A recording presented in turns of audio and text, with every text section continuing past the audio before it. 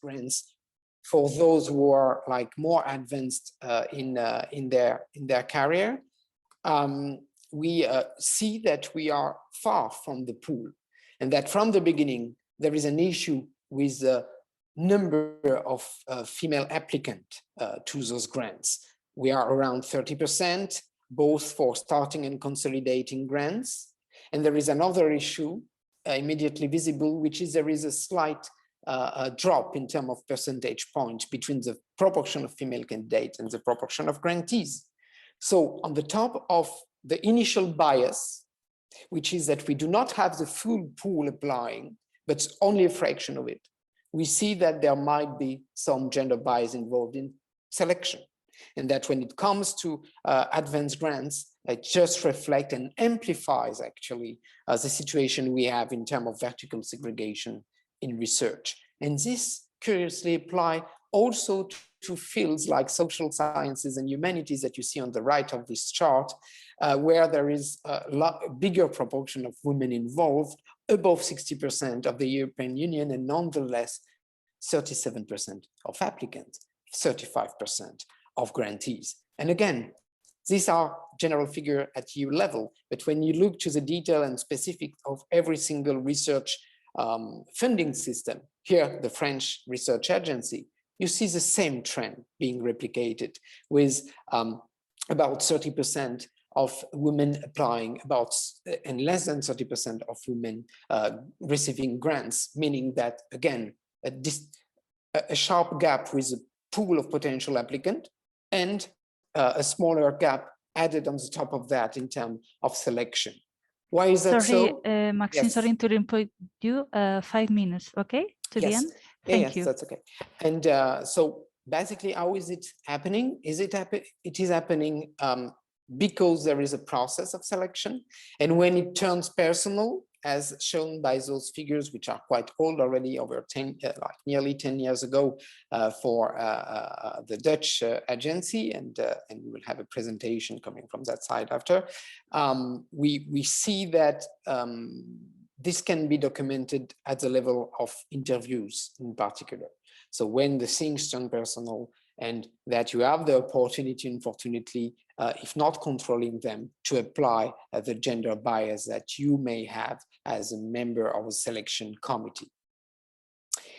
So what can be done? It depends very much of the type of research funding organization you do represent.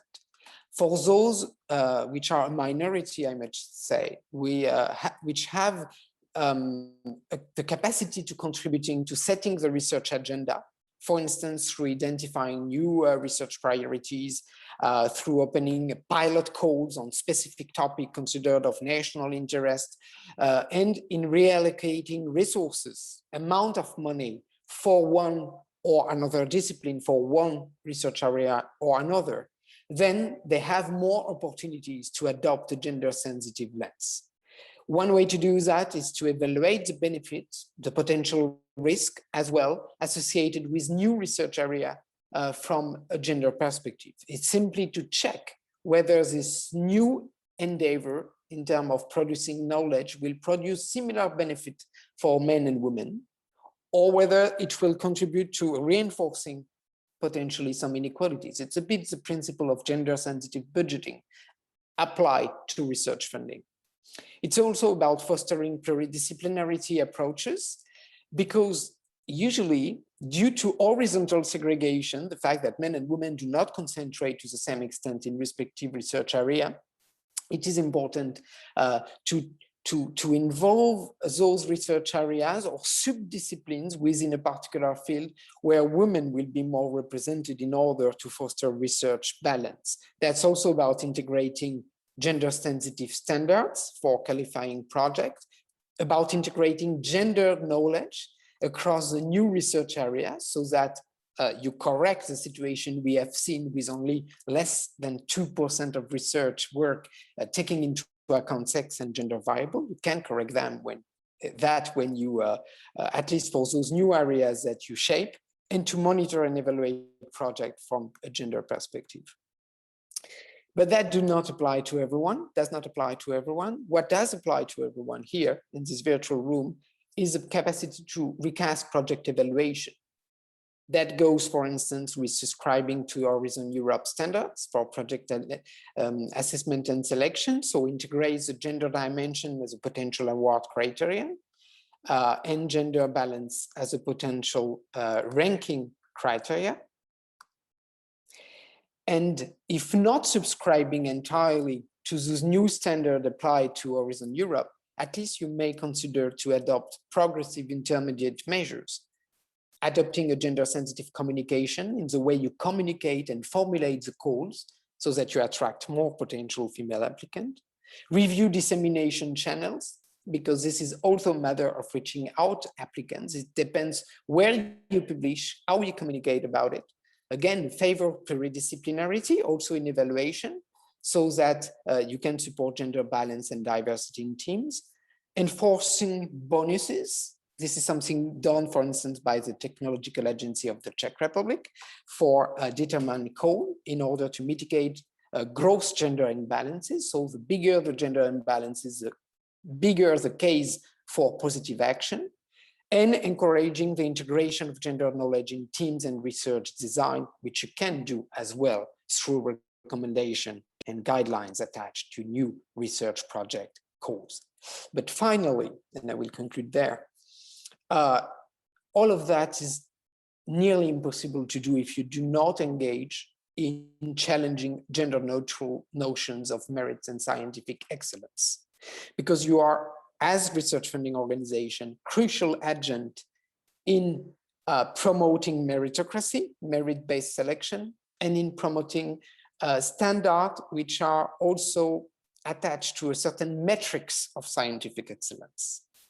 You are part of those who define the metrics, and the metrics is often floated from a gender perspective, because it is based on the idea that everyone starts from the same line, that everyone is put in similar condition, in equal opportunity condition, and that's not quite true. There is vertical and horizontal segregation in research. Women do not access similarly to research funding, nor to research mobility, and this should be taken into account in the way we understand excellence and in the way we apply new metrics, because otherwise the risk is that from your position, you do contribute to reproducing the status quo. And I should insist here as a conclusion that this is definitely not your mandate. Your mandate is about innovation. It's about quality of research, quality of evaluation. You are all very much committed to it. And the way to achieve your mandate is to integrate this gender perspective. Thank you, and sorry for the small technical flaws in the presentation. So thank you very much, Maxime. I think it has been very inspiring talk, despite the few technical problems at the beginning. And thank you for showing, I would say, like very concrete examples of what RFOs can do in their work, no? What they are responsible for, and how they can fight against these biases, which are, you have very well introduced at the beginning, what they are and where they can impact. And I really like the final idea, no, of the merits, which are obviously affected by these gender biases, and the way that the RFOs in the different countries can change the system that researchers are evaluated in order to have an ultimate effect of, for example, on the number of women who access to funding, and also to access to new positions, no, in the academic career. So thank you very much again, Maxime. And now I will give the floor to Carrie Hergaarden, who will share the experiences of the Dutch Research Council with the Inclusive Assessment Initiative. This practice is being promoted by the European Commission in its recently published Horizon Europe guidance on gender equality plans that you might know that have become compulsory for certain organizations such as the RFOs in this new framework program. And Carrie Hergaarden works as a project officer for the Dutch Research Council in the Netherlands.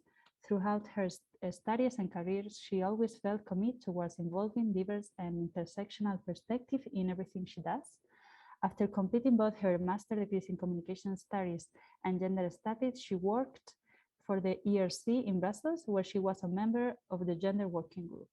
At NWO, she is involved in making its evaluation process more inclusive. So I give you the floor now, Carrie.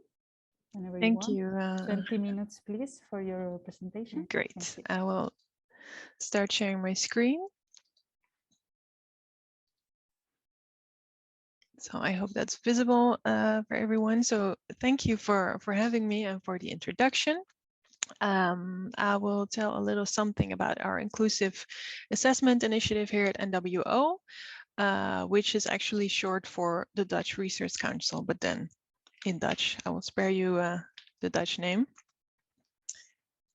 Let's see if this works. Yes. So thank you, Maxime, also for sharing those numbers from the Dutch Research Council. We had an investigation done on how we were doing in terms of diversity and gender equality. So it turned out that things could be better. So therefore, yeah, we made a new strategy, new plan. NWO wants to be an organization where everyone feels welcome, can be themselves. We strive to be a diverse organization with an inclusive culture. And therefore, we have a twofold approach, which on the one hand, our granting policy, which we will talk about today, a small part of it, and our employers policy. So we have several efforts in order to make our granting policy more inclusive. So we are focusing on a diverse composition of our boards and assessment committees. NWO signed the DORA Declaration, which stands for San Francisco Declaration on Research Assessment. And that means that we have removed all references to journal impact factors and H indexes in all of our calls and application forms, because often these are not adequate indicators of researchers' performance. We are working on implementing a narrative CV so that applicants can showcase more diverse types of talent instead of like in addition to research publications. And we are also looking at making our procedures and funding instruments more diverse. For example, we have funding instruments specifically for women in beta and technology, because they could use a little boost there in terms of gender equality. And so, yeah, today I will tell a little bit more about inclusive assessment. So as the numbers showed already that Maxime shared, NWO could improve, do better in terms of inclusiveness and gender equality in our granting process. So we started off by asking experts advice on preventing unconscious bias in the assessment of grant applications. So we asked 3 researchers who are experts on this topic to help us with this, and they have given us a report which consists of 2 parts. Part A is the development of a plan for the design and the content of a training video for reviewers and assessment committee members. And so what this consists of, this part A, is they have watched a lot of videos on unconscious bias, and which are being used in organizations, and they have also done research on what works, so that what is needed, what is the actual problem, so we could design a plan for a video which could actually make an impact, because we wanted a training video for external reviewers, assessment committee members, but also for our project officers here at NWO. to optimize our assessment process, really. And part B of their report consists of an overview of effective additional measures and intervention for optimizing the assessment process to reduce the undesired effects of unconscious bias. So really the keyword here is process optimization, because it's not that we were doing really, really bad, it's just we could do better. So this eventually resulted in 2 videos focused on reducing the undesired effects of unconscious bias in the assessment process. So the first video is focused on written assessment. So this video is being sent to our external expert reviewers who only do a written assessment. So before they write the assessment, they're being asked to watch this video. And the video is also being used for assessment committee members, because often they first write a written assessment, and after that they gather in a committee meeting to either make the ranking, or they have interviews or presentations from the applicants.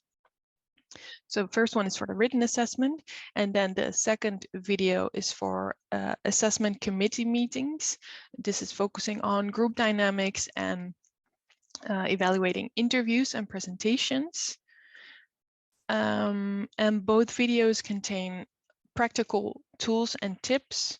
So our assessors are equipped with tools so they can immediately put this to use.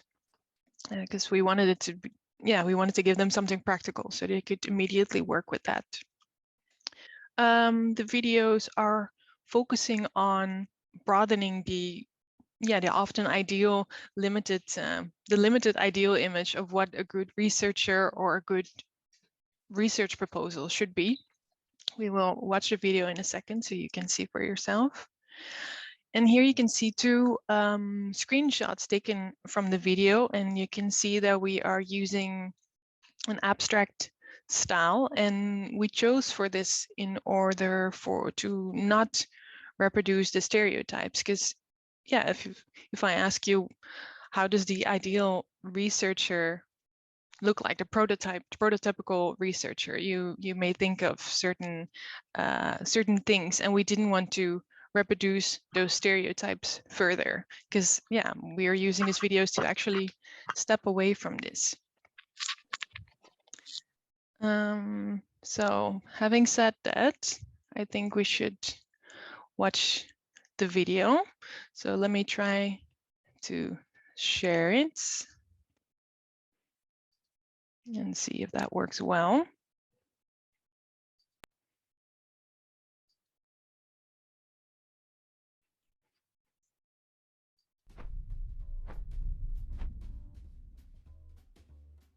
The Dutch Research Council wants to advance research with both scientific and societal impact. Therefore, research needs to be conducted by people with all kinds of different experiences. A diverse range of perspectives enables innovative and creative research. That is why the Dutch Research Council is always on the lookout for suitable applicants and consortia to carry out this research. Our evaluators play a vital role in this quest. In this video, the Dutch Research Council calls attention to the evaluation process. Evaluators implicitly construct a frame of reference that an applicant should fit based on aspects that differ, for example, per discipline or research programme. This frame is currently rather one-sided, which results in a limiting ideal image of suitable applicants. This ideal image is implicit but also normative. We are therefore more inclined to choose an applicant who better fits this ideal image over somebody who fits it less well. This determines who is considered to be suitable and who is not. For example, we have an ideal image about what a scientific career should look like, but it could also look like this or like this. We should keep asking ourselves, will our limited frame of reference actually lead to research with impact? To further improve the assessment process, we should let ourselves be less guided by a one-sided ideal image. In order to do so, this ideal image needs to be made explicit and should be expanded during the assessment process. Now, let's consider several concrete ways of doing this. When the selection committee comes together, group dynamics are crucial. Such dynamics may bring about challenges that lead to a suboptimal assessment. Therefore, agree upon the meeting structure and code of conduct within the committee prior to the assessment. For example, agree upon the same amount of speaking time for every committee member and alternate between who speaks first. Pay attention to this throughout the entire meeting.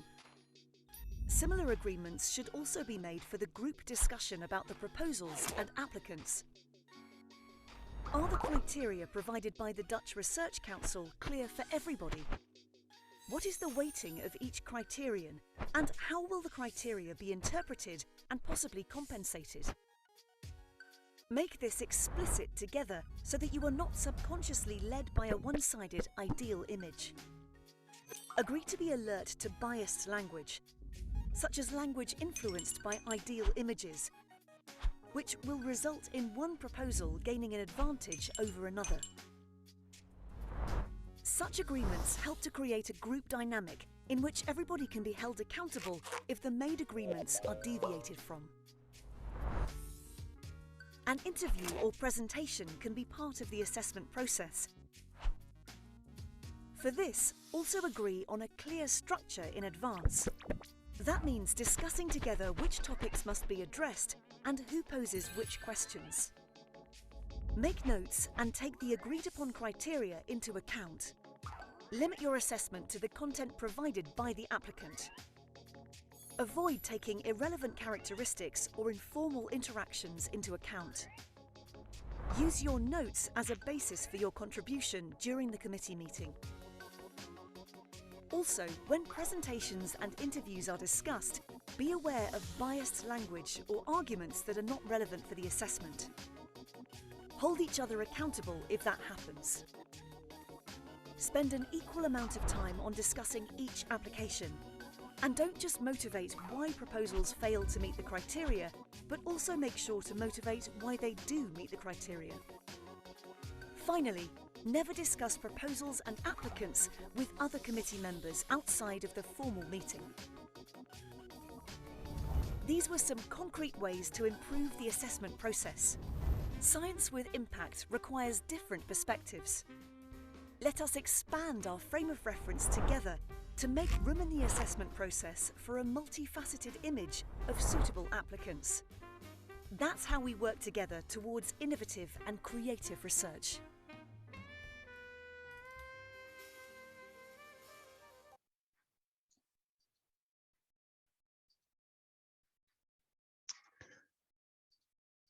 So,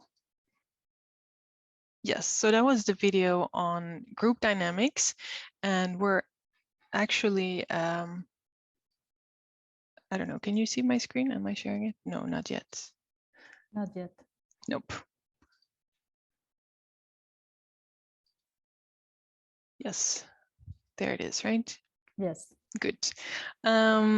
So we watched this video on group dynamics before every assessment committee meeting, and we also send it together with all the meeting documents beforehand. So sometimes it's a little difficult if you have a full day ahead with interviews to squeeze in this video because everyone is eager to get started. So then we try to already have some sort of calibration meeting a day or something before the actual assessment meeting. So I'm curious to know how many tips you actually remembered from the video, because I know it's quite a lot of information there. So I've gathered here some of the tips on the screen, but we also made a handout. I will send the link to that later on, because I know it's a lot of information. You actually have, it will be good to watch the video more than once.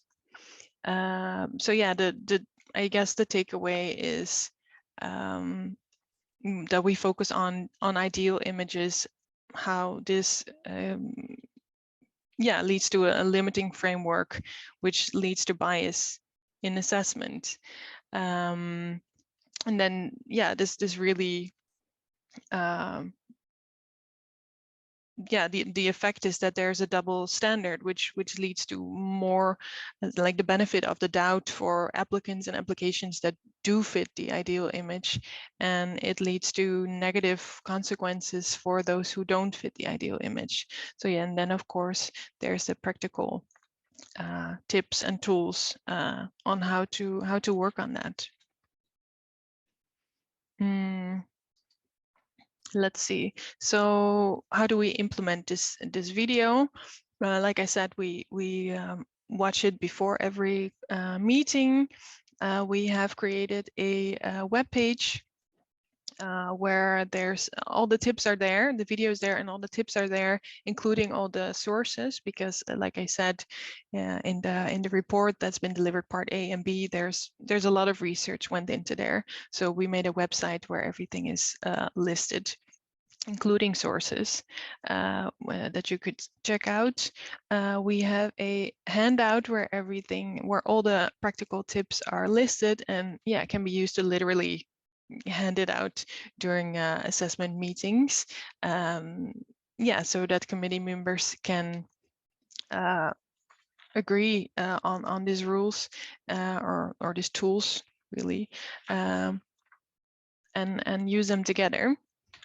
And then lastly, we have established a training for our project officers here at NWO, because they are the ones who eventually have to work in the committee meetings with the video, and they are the ones sitting there with the assessment committee. So they're being trained to be a critical friend, really, to the committee. So that means that they will not get involved with the content, because that's really up to the committee.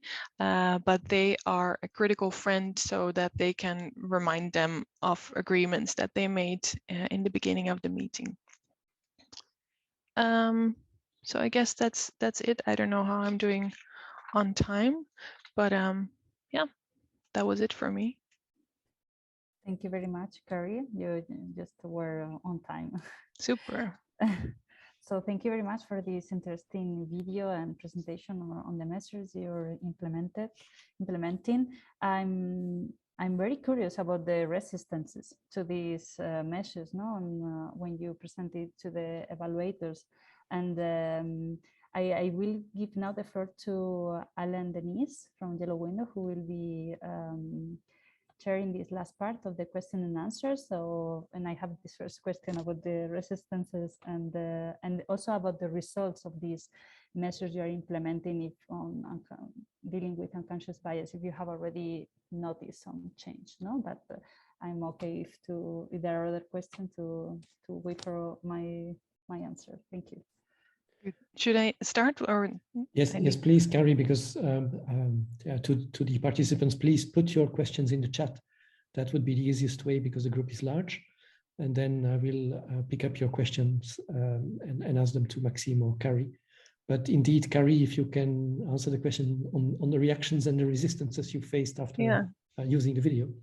Yeah, well, in the training, as I mentioned, for our project officers, a part of it is actually dealing with resistance. So I'm happy that we can give the colleagues some tools. Actually, there hasn't been much resistance. I mean, like I said, sometimes it's tricky to watch the video in the beginning of the meetings, because then you can see people like, oh, I want to get started, I don't want to watch this video. It's 5 minutes.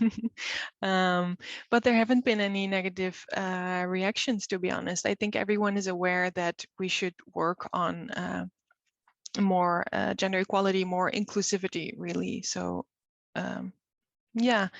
no, we did not have any negative response so far, which is great.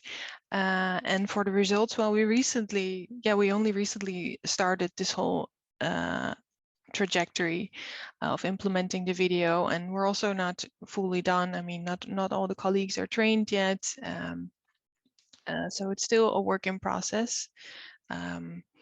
But yeah, it's actually also a question, I think, for everyone here, because we are now looking into how we can evaluate the results of this video. But in our application system, we only, we ask for gender for from the applicants, male or female, and only recently we also have a third option which says other, which is great, I think. But yeah, for me personally, I think of course we should look at gender equality, super important, but we're also beyond that, right? There are other measurements we should take into account, but we don't ask for these in our application system, which I think also makes sense. So that is a bit of a struggle there in order how to see results. Yeah. Thank you, Carrie. There are some questions which are linked to the availability in Dutch and in English, and I understand a lot is available in English, and it's available publicly. But we do have a question. I don't know from the name is R. Bambington, about efforts to include more men in areas where there have been less men in the past, or there are less men, like in nursing or primary education and social work related research. So whether your efforts are also taking that into account, this balancing in fields which are really more feminine. Yeah, I think the video really speaks to unconscious bias in general. I mean, I mentioned, of course, the program for women in Beta. I don't believe we have such program for our, for example, elementary schooling parts. But yeah, this video is really targets unconscious bias. I mean, I think in general. No, I can't think of any specific programs in that area, but yeah, good call. It's needed as well. And yes, to answer the other questions, all materials are available in English. I will share it in a bit in the chat, a link, and maybe there's things being shared after by SUPERA. I'm sure it will be included there as well. Yes, of course. Thank you. So please, as there are no questions in the chat at the moment, you can as well raise your hands, but maybe in the meantime, I will have a question for Maxime on his presentation. One of the points you recommended was to have gender-sensitive standards for qualifying projects. To me, it's not clear how do you differentiate this with the points that you raised on evaluation and selection. So I understand it come before, but what do you then mean exactly? So if you can expand, because you didn't have much time at the end of your presentation. So what do you exactly mean with these gender-sensitive standards for qualifying projects? So gender-sensitive standards, they can indeed apply also to research agenda setting, with this option is available to the particular research performing organization, which again is not the case of many of them.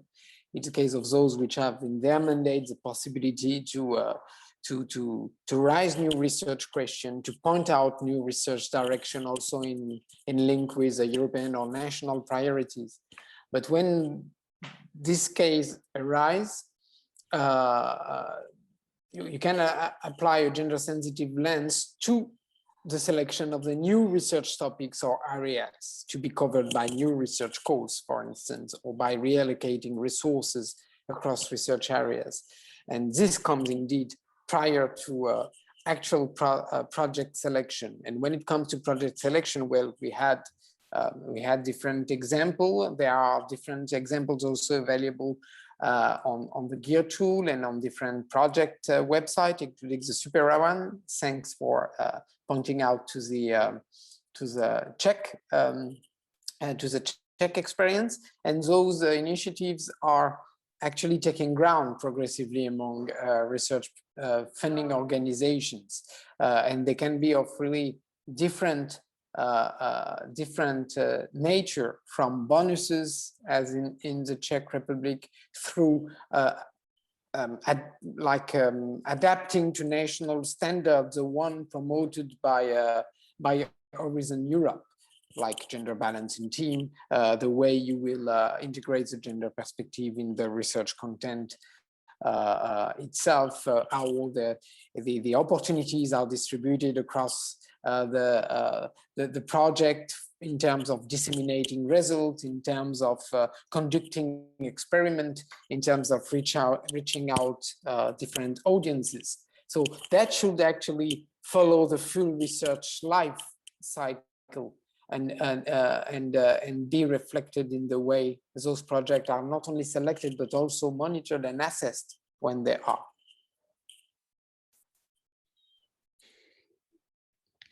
Thank you. Still no hands raised or questions? I still have, but it's not the point that I'm asking the questions. Nobody raises hands, or one of the colleagues. Yes, Maria? Yes, hello.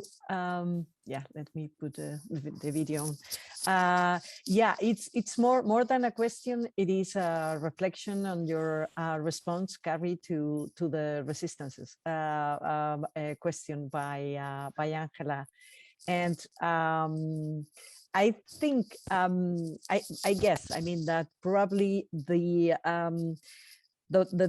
factor for not creating too many open resistances, because for sure there will be some of them, probably it is because you focus very much on practical tips on the evaluation team. So you did not try to do kind of a theory of unconscious biases, or and things like that, but just go directly to practical tips. And I think that's really nice, because maybe that's a way for not having people, or at least a good door to open to talk about these things, because probably some people would need to know why we need to, for example, to have a first agree on how we are going to do the interviews. I mean, everything is, and at the end of the day, they are good tips for doing good evaluations in general. So that's also the I think a key issue. It was just a comment, because there was no. Thank you. Yeah, we really did not want to go into lecture mode to see, okay, this is bad, we really wanted to improve, like I said, on optimizing the process. What can we do better? Yeah. But indeed, as Maria says, it is to reduce unconscious bias, but in a way it's a promotion of better standards, like giving an equal speaking time to each of the evaluators is like a normal standard to apply. Yeah. But that's also why I think it is quite surprising that you say you face little resistances, because in a way you are setting standards, and people don't like to have standards. They like to have more freedom and flexibility. And so maybe to listen, you said you didn't face resistance, but you had reactions for sure. And maybe to see whether you have different reactions from your colleagues, so from the staff of NWO and from the evaluators that you recruit to do the evaluations, whether there were differences between these two groups. Well, I see actually that my colleague Hannah has also joined us. Maybe she has an answer to it, and otherwise I will just start off. Of course, there were mixed reactions. I mean, a lot of I've been with the trainings with our colleagues, and they have to get used to it, and they want to know, okay, how does this work? How do I do this? It's a bit of insecurity, I think, as well, to work with this new way. There's many things we were already doing. For example, in especially now we're doing online meetings. We already made schedules. Okay, this person is going to talk now, then that person, so it would already change. So these are things that we are good practices that we were already having. I guess it also depends on the chair that you have in your meetings, because they are setting the tone for a big part. So far, I did not have any really resisting reactions. Did you want to add to that, Hannah? Yes, thank you, Kari. Well, indeed, surprisingly, also when we published the videos and the web pages that we created on inclusive assessment on Twitter, I expected kind of a Twitter storm because of the sensitive topic, and but it just didn't happen. And of course it can be due to other reasons than the content of the videos. Maybe there was some other topic more important that day, but usually if the Dutch Research Council publishes something, all the researchers working in the Netherlands, they jump on it, but for some reason there was not a lot of resistance coming from that. There was one researcher who was a bit skeptical because this person argued that in our committees there are no non-native or no non-Dutch speaking persons allowed, which is not the case in a lot of our committees. So maybe he had this experience, and then he was arguing against that, which I can imagine, because he's not Dutch speaking, but he's working in the Netherlands, and he would like also to be on committees. And then there has been another kind of worry from someone in our a researcher who is on one of our boards, who said that this person is afraid that we indeed expect the same behavior from everyone, and that we are then looking for only kind of one type of assessment committee member. But I always argue against that, because we require certain behaviors from our committee members, as we post in the video. But this is, this doesn't restrict I think our committee members very much, in that they cannot be their unique self. But this is a worry that was also expressed to us. And then our colleagues are, like Kari already said, most worried about if they understand everything that's in the video. We get a lot of questions about, so what is biased language, and how can you recognize that, for example? So we give them tools to also answer questions if they get those, or and how they can recognize biased language, for example. Thank you. I see that Tilina has her hand raised up for a question. Yeah, hi, thanks. I'm joining from Sri Lanka. I actually missed the first 45 minutes, so I missed Maxime's presentation. So I'm really not sure whether the question that I'm asking is relevant, but what I would like to know is something that's relevant to the work that I'm doing. So I'm actually working as a gender expert on a project with one of the ministries in Sri Lanka, where women's participation in STEM areas is being promoted. So there's one component on providing research grants, and this is a funded project. So I would like to know how what we discussed, like what was discussed now, could be applied in that kind of context, like, because a lot of the university committees that evaluate this research is like mostly led by men, because I think there was a question also, I mean, these areas like STEM areas are mostly male dominated in Sri Lanka. So when we are promoting women's participation in STEM areas, like when women submit research proposals, like how do you sort of, like mainstream gender, and how do you make sure that some of these proposals are not, like, I mean, like disregarded? So I don't know, I mean, I just want to know whether there's any kind of relevance or any links that I could draw from this discussion to that work I'm doing. Kari or Maxime? I, to be honest, I didn't get the full question because the sound was not like really great. But as for also linking up with one of the questions on the chat about experiences carried out in changing a little bit the way you communicate about research grants that can be individual or collective project, cooperative projects.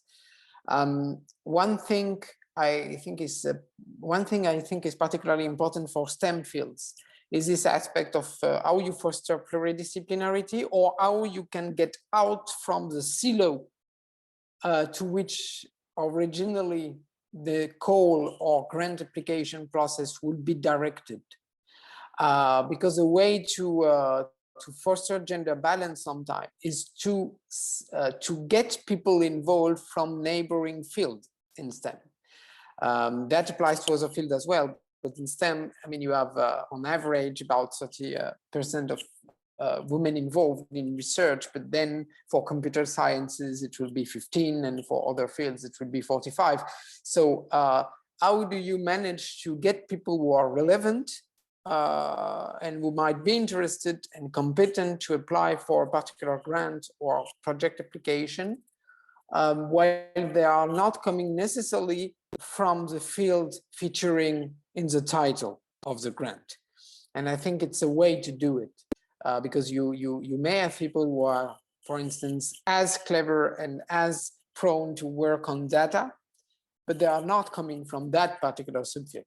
So it's important the way you phrase, the way you frame also the type of knowledge, skills relevant to a particular field, and to whom you communicate it.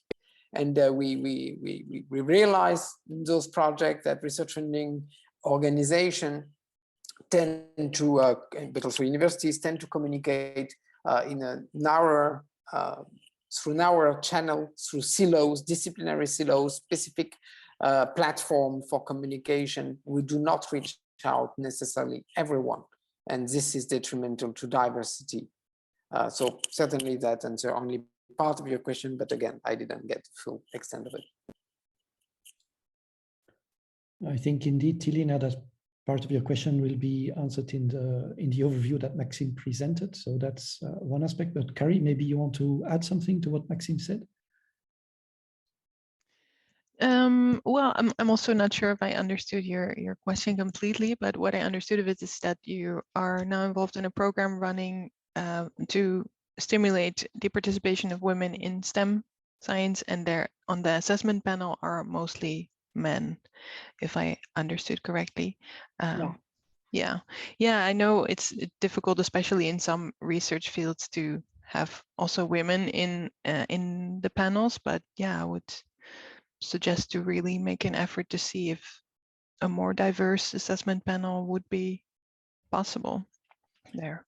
And the other part of my question was, how do you make the research proposals more gender inclusive? Like, how do you mainstream gender into the research proposals of STEM studies?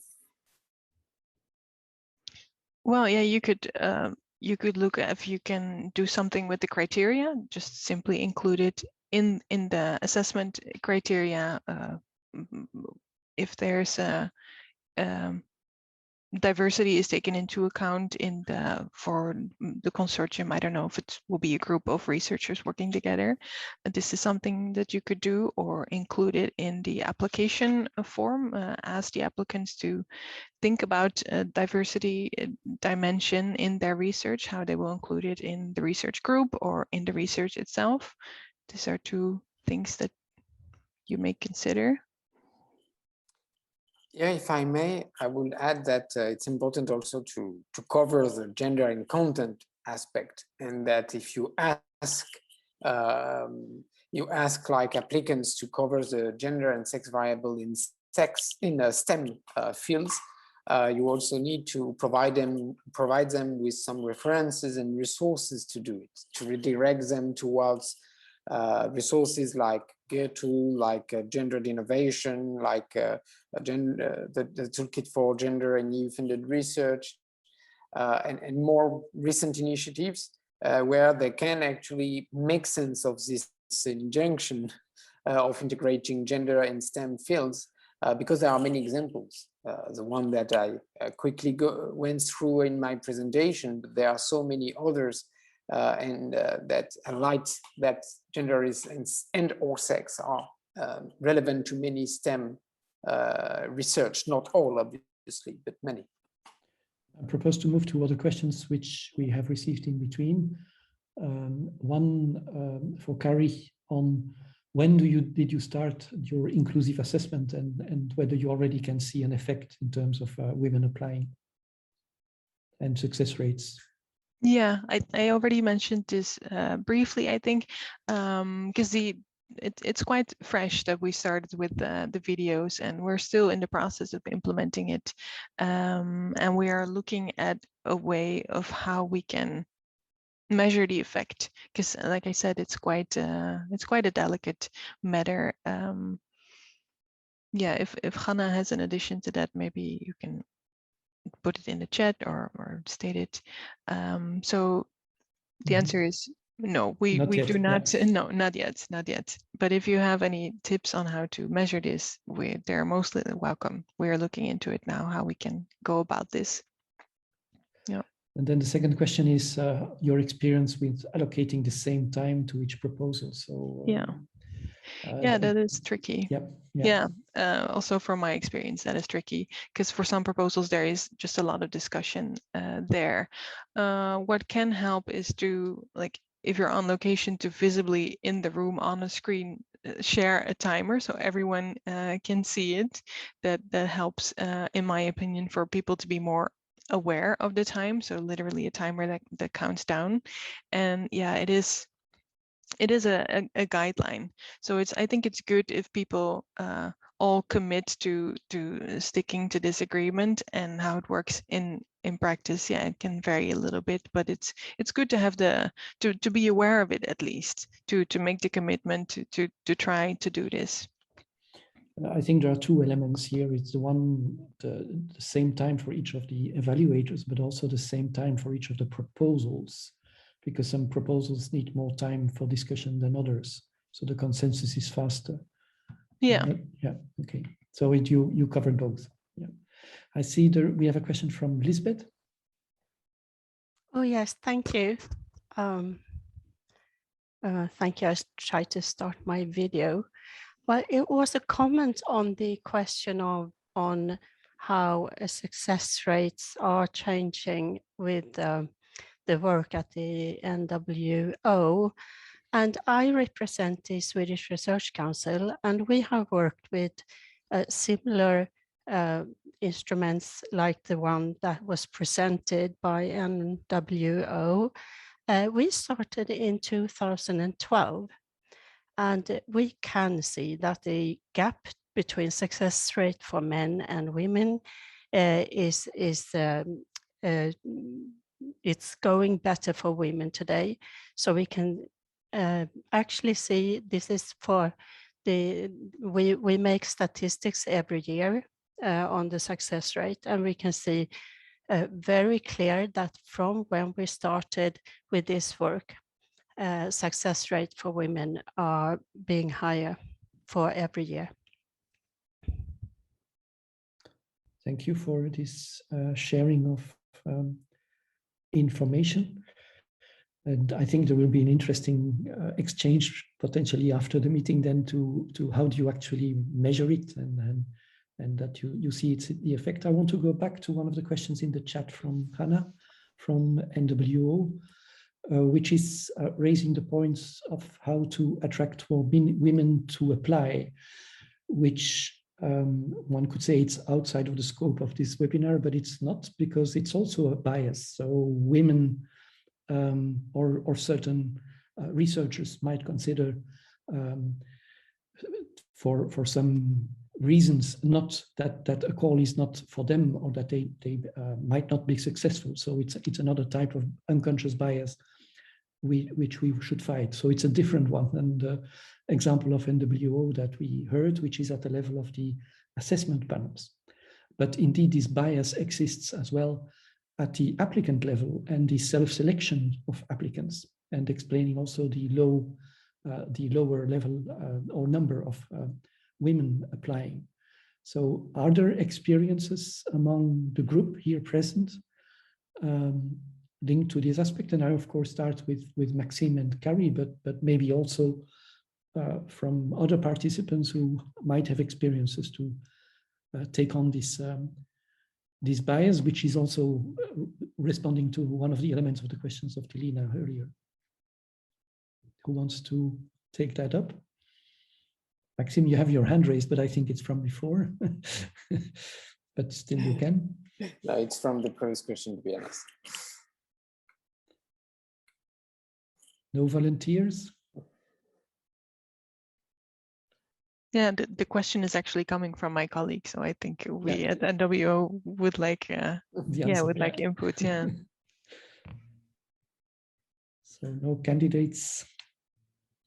We try to increase the number of women and the type of techniques to do that. If there are no more questions, then Anne, can I pass it on to you to close the webinar? Okay, thank you very much. So I just copied the link to the exit questionnaire that we kindly ask you to fill in after the webinar. And I wanted just to thank you again, Maxime Forest and Carrie Hergaarden. It has been very inspiring webinar, I think. I guess we all share this need of having tools and concrete examples on how to fight unconscious bias.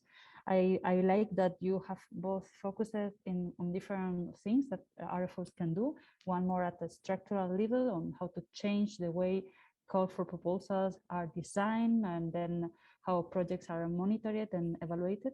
And then also on focus specifically on the part of evaluators and reviewers, and with the amazing video you have shared, Kerry. And as we said, we will be sharing the presentations and the video of today in our website. I left you here the link too. And also I wanted to emphasize the fact that this webinar is part of a series of webinars that we are dedicating to RFOs to create a network of exchange of practices and mutual learning. We also have seen how effective it is to share concrete practices, and we hope to keep doing this by organizing 2 more webinars next year. We'll be informing in our social networks and websites, so please follow us so you can participate in the activities. And also again, save the date for our final conference on the 25th of March. And I think I'm not forgetting anything, so thank you, and we close now the webinar. Bye.